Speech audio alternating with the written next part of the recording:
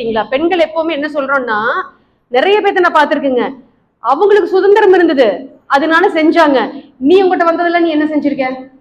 செஞ்சிருக்க மாட்டாங்க, விட்டுருப்பாங்க. ஏன்னா எனக்கு வர வாய்ப்பை நான் விட்டுருவேன். ஆனா அவங்களுக்கு வந்த வாய்ப்பை பயன்படுத்திட்டனால அவங்க கணவர் சப்போர்ட் பண்ணாங்க, அவங்க அப்பா சப்போர்ட் பண்ணாங்க, அவங்க சகோதரன் சப்போர்ட் பண்ணாங்க, வந்துட்டாங்க.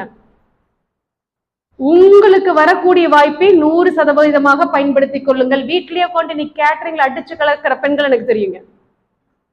வீட்லயே உட்காந்து சும்மா கேக்கு ஸ்வீட்டும் பண்ணிக்கிட்டு ஆண்டர்பிரனர் கூட கடன் வாங்கி பண்ணிட்டு இருக்காங்க.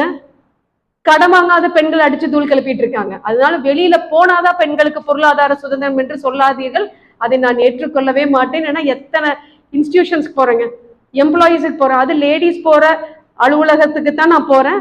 500 பேர் 800 பேர் பெண்கள் வேலை செய்யக்கூடிய இடம்.